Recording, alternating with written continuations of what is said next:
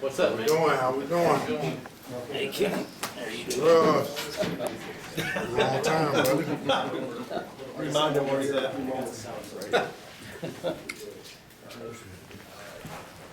Got me on the hot seat again. Everybody good in the back there? Wait till you lose a few. I know already. I better not see you on that Titanic jumping off either. All right, we'll let Coach start us out here, and then we'll take questions, okay?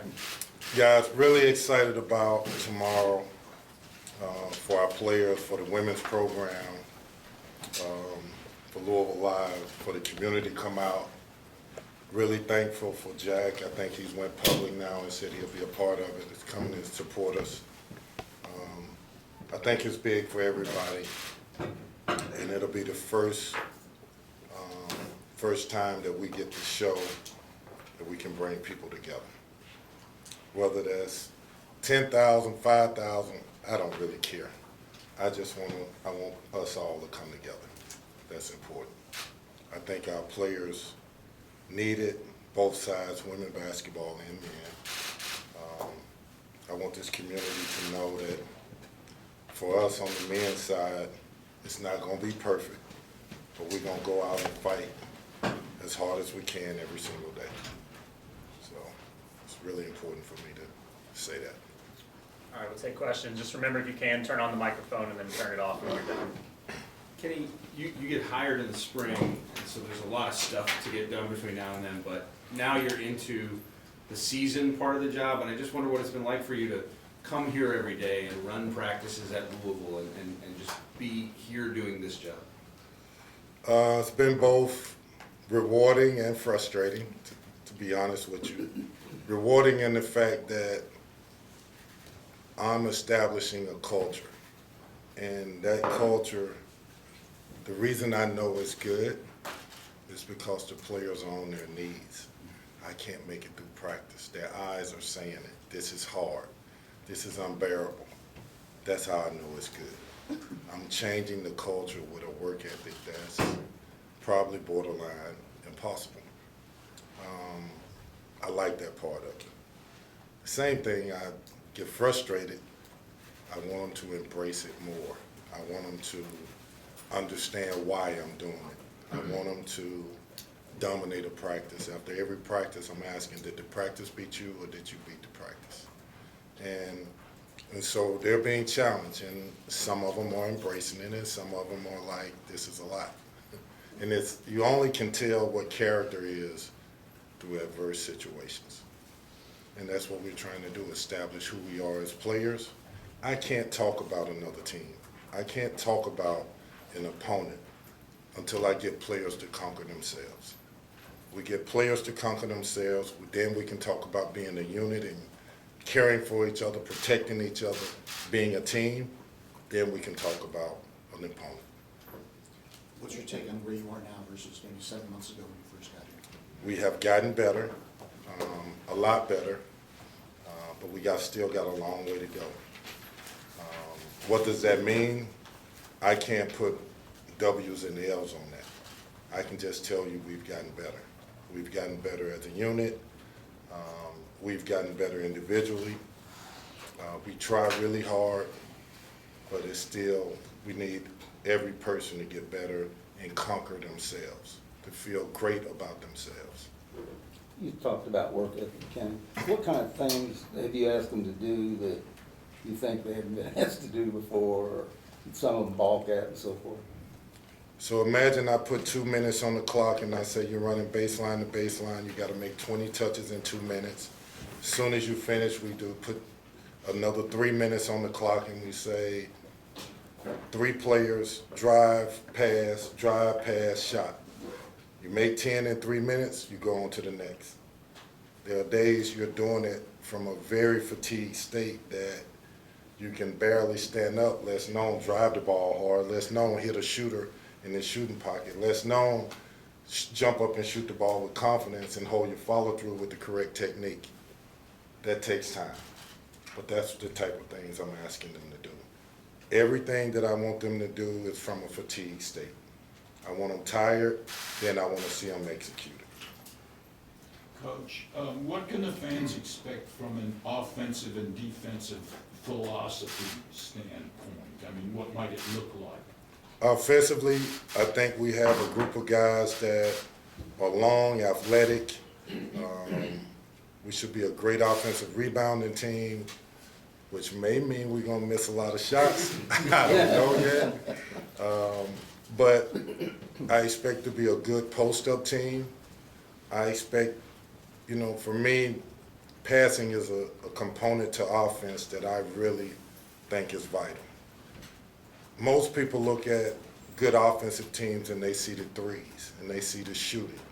I look at it and I say, what did they do before they got the three? They broke the defense down. The ball got in the lane. The ball was passed 3 or 4 times. Ball movement, body movement, then great passing. You get open shots that are in rhythm. You get good post-ups that are in rhythm. You get good drives and layups in rhythm. So that's my goal, is to create an offense where the ball is moving, multiple players touch the ball.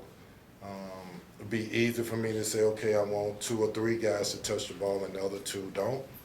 But I want this to be all-encompassing because I'm not just worried about today, I'm worried about long-term.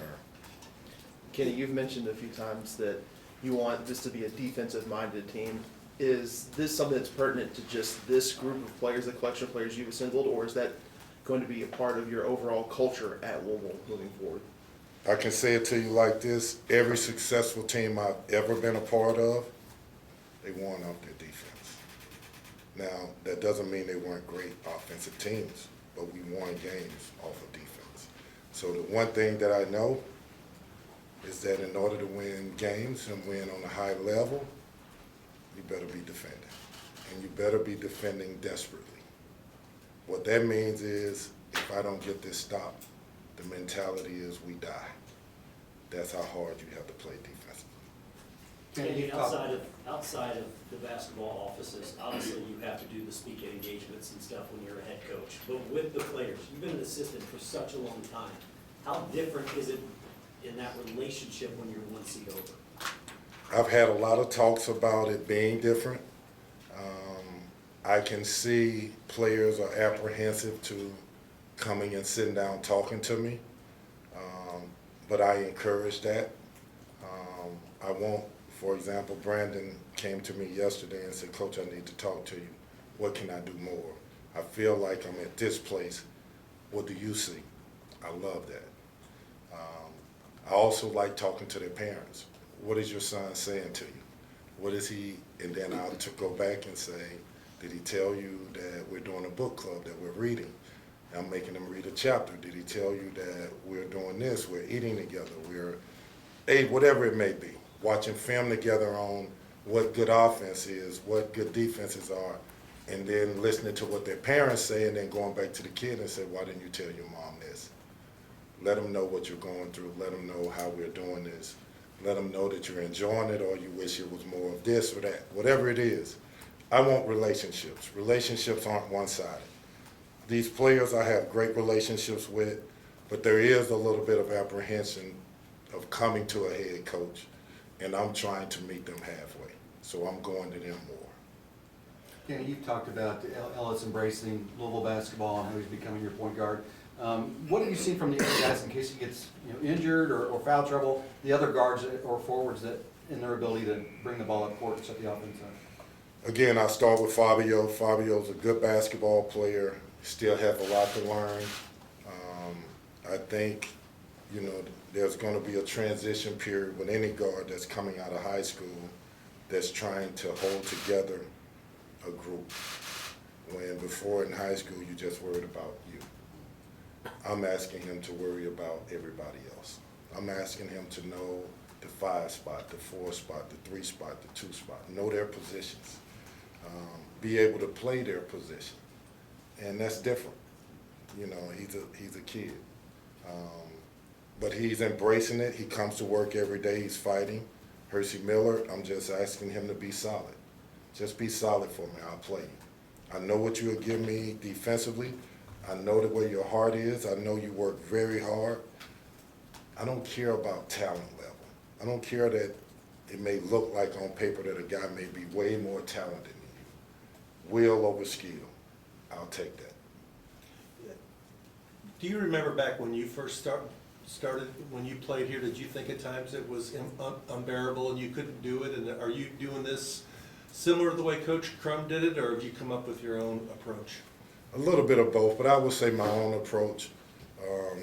I think I didn't have the know-how. You know, I may have been talented. I didn't have the experience that a Billy Thompson, that a Herb Crook. Those guys had been in college longer. I came in just a skinny, slow kid that just, you know, like, what do you mean we got to throw the offense, got to pass the ball 6 times? What do you mean I got to cut here? Like, I'm just, you throw me the ball and let me shoot it. I had to learn team basketball. They already knew it. So, to answer your question, for these guys, I want the young guys to embrace what it is to be a part of a team. But they can't be a part of a team or embrace it until they conquer themselves, till they feel good about themselves.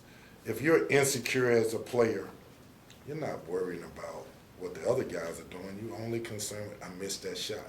I want you to get past that. I want you to be secure and knowing that you've worked hard every morning, every practice, every night. You got in this gym, you shot the ball, you watch film with the coaches, that you understand what you're doing so that you feel good about your development. At that point, you'll care about the team.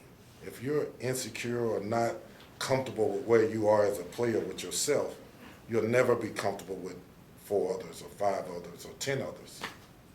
Kenny, you have a red-white scrimmage and 2 exhibitions.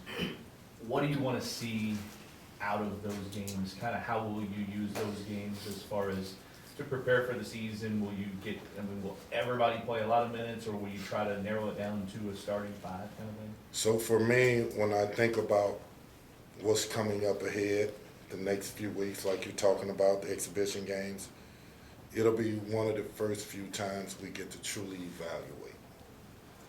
It's an evaluation time. So I want everybody to play. I want to see who everybody is when the lights are on, when fans are in the seats, who's going to be nervous, whose hands are going to be shaking, and who's going to embrace it, who's going to get a rush, who's going to be fighting within a team concept. So this will give me that opportunity. Kenny, what was the process, what were the conversations like with Zan about the decision to come here, and what's it been like so far, coaching your son? Not a lot of conversations, more conversations with his mother. But I can say this. Zan texted me about a week ago and he said, Dad, thank you. Thank you for riding me and pushing me to be better. I feel myself getting better. My confidence is growing. I feel like if I can get in a little better shape, I can help you win. Great for me. Great for me. Now I get to go home in peace. But my son has been around winning basketball, and I'm proud of that. He has a dynamic that most kids don't have, and it can help us. It can help this team. Will it be easy? Am I going to hand him anything? Absolutely not. He going to have to earn everything he gets. So that's it.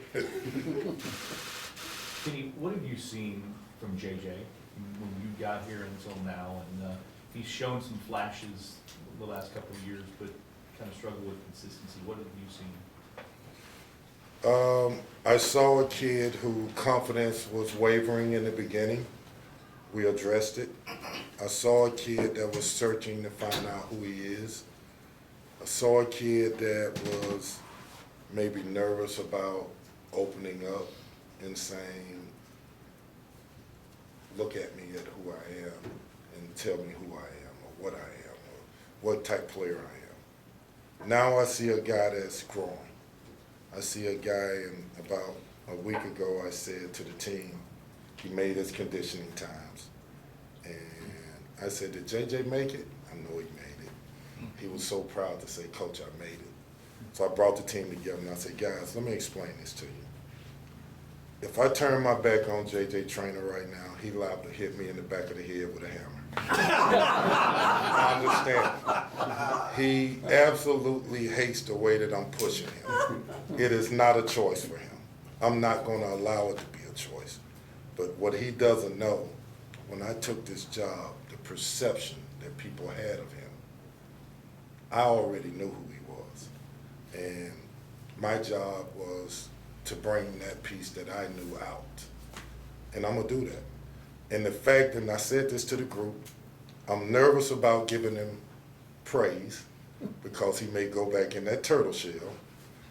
And if he does, I'm going to feel like I'm running in the Kentucky Derby, and I'm going to take that strap and I'm going to keep going. But I'm proud of JJ. There's so much more inside of him that he has. I need him to conquer himself, to really embrace who he is, what he can be, and fight to be that player. Coach, you've been around a lot of basketball, both as an assistant coach and as a player, but the season's coming up, and it's your first season as the head coach. Just, is there any excitement, or what is the level of excitement knowing that, you know, you've been training, but now you're working towards the actual games and playing in front of fans here in Louisville? Excitement, a little bit. I want to make everybody happy. Everybody. I want you guys to be happy with this program. I want this community, this university to be happy. That is an obligation that I feel for this place, for these players, for this community. The reality of it is, I don't know where we're going to be. I really don't. Again, I'll say this. You can't conquer an opponent if you can't conquer yourself. I'm doing everything in my power to get them to conquer themselves. It may be January, February before I really know how good or bad we'll be. So I have to make a decision. Do I abandon doing hard stuff to just pacify them, to get them to that point? Or do every single day until they get it, I stay hard, I stay pushing, I stay grinding. Again, I'm going to say this, I'm trying to establish a culture. It may not be for everybody, but those that it's for, if you love this game and you have a passion to be great and you want to play for a coach that's going to give you freedom to be great with no stipulations, just play for the team, play for the shirt on your back, the name on your back, play for the name on the front, play for your family, play for this university. How about this? I brought a lady to practice the other day, and I had her talk to the team. She's an author. And her passion for this university, for this basketball team, jumped off. Her words, how powerful she spoke to those guys.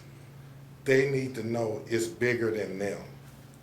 And that's why I'm saying conquer yourself so you can really see what Louisville basketball truly is. You'll never know it if you're stuck in, I got to make it for me. It's bigger than you. So. Could you tell us who was the person who visited and spoke to the team? What was her name? I can't give you that information. She may get mad at me. And you mentioned that you're doing a book club. I'm just curious, what books have you guys been reading? We're still on the first book. I'm not going to tell you the name of that book. I got to keep that a secret. Keep guessing. You can guess. Kenny, you talked about J.J. Traynor, but in almost the same vein, did you kind of have to build Jalen Withers back up? Because at times he seems like he's got this ability, but sometimes something's holding him back as well. No question about it. A couple of NBA people have been in here and they saw Jalen play as a freshman. And to hear their words like, Kenny, like, we loved him as a freshman. Like, we think he can be special. Like, we need him, we need to see this out of him. We need to see him be confident in who he is and know that he has these dynamics to his game that he's long, he's athletic, he can be a great defender, he can rebound above the rim, he can score, he can be a finisher, he can pass. He's talented. He's really talented. But at times, he second guesses. When adversity hits, he bags up sometimes. He gets frustrated with himself.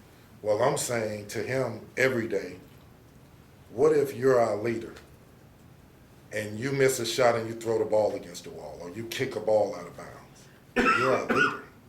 What if you hang your head? You are our leader. We're following you. So when your head goes down, everybody else's head goes down. We're expecting you to lead us. You have to lead us the right way. You have to know that you're going to have adversity in this game. There's not one player ever that have played this game and just had all success. Everybody has bumped their head, failed, got up, dusted themselves off, went back in there and succeeded. They may have failed again. You have to know that about yourself and embrace that, and embrace the process of what it takes to be great. He does that, we're going to be pretty good. Kenny, you mentioned that leadership. I know you just recently announced the captains on this team. How collectively have you seen those guys embrace that role? Has been great. Sid is trying to figure it out. He's fighting the conditioning, just to be honest with you. But I know he wants to do it, and it's hard. Jalen has been fine. He's been more vocal than people that have came here in the past and watched us practice. They've never seen him talk as much as he's talking now. Orchestrating guys, telling them where to be, even when he's on the sideline, talking to the different players. They've all embraced the leadership part, but leadership is more than just using your voice. So I'm telling Sid, you're a leader. You can't come in last in the running and you're a leader. You have to fight. Even if you come next to last, that's better than last. So, and then when you do, give your all. Don't give 80%. Because giving 80%, the other guys see it. Be a leader by example as well. Go ahead. The media poll came out from the ACC. You guys are picked 11th. Not a lot of recognition from any of the players. Not many expectations. Do you like that? Yes, I do. I want this team to earn everything they get. I want this team to prove to people that they're willing to fight and that nobody else controls their destiny. It's better when it's the way it is now. Well, I don't even know where we were picked, 11th, whatever. 11th. So that's great. I wish they picked us 12th. How many teams are in it? Picked us 16. Pick us 16. I want my players to understand what that means and go fight to prove that they belong in the upper echelon. Now, they have to want that. It doesn't matter that I want it. They have to want it, and they have to come together and fight for it together. You said Brandon asked you what you've seen. What have you seen out of Brandon? What is he giving you? What can he give you? More confident than I've ever seen him. Really like studying and trying to understand what we want from him. And basically what I'm asking him to do is at 6'9", 6'10", whatever he is, 245, 250, be a bear around that basket. Be a bear. Your skill. Don't let that be the main thing you try to rely on, your skill. Rely on your toughness, your fight, your will to be great. Impose your will on people. Impose your will on winning. I do a drill where the guards are turning the offensive player full court to an offense that we're running at the other end. I'm bringing him up, making him guard a point guard. Have defensive confidence. Fight for it. If I can get you to buy into that and you have confidence in that, I can switch all over the floor. That's what I really want to do. So I need you to buy into it, and he's embracing it. I'm very happy with Brandon, and as I say, I'm happy with him. He has another percentage of like 30 or 40% more. He could be a great player. He has all the attributes. Maybe one more question for this team photo. Kenny, you mentioned Louisville Live being the first opportunity for people to see. It's also you use as a huge recruiting thing. How big are things like that as far as recruiting, and then kind of what is the perception out there, do you feel, as you recruit of you in this program right now? I think there's a buzz. People are recognizing that you know, this program in the next couple of years could be special. I think kids are recognizing it. I think families are recognizing it nationally. We're recruiting kids from all over the country. I want this program to be a program that's different. I want it to be about character. I want it to be about work ethic. I'm a little afraid of the hype of a Louisville Live. I want substance. But every program, we need the hype. We need the attention. We need the notoriety of having something that's special about us. We need Jack Harlow to be there. But also, we need to know that that's not the main thing. The main thing is substance. How are we building this program? How are we changing this culture? We're changing it with high character kids that are really talented, with high character men coaching them that are giving their hearts to them so that they're successful in whatever they want to do in life. They want to be NBA players, go be the best. You want to be a doctor, go be the best. We're supporting you in all of that. So I'm happy about that part of it. All right, thanks, Coach. Thanks, guys.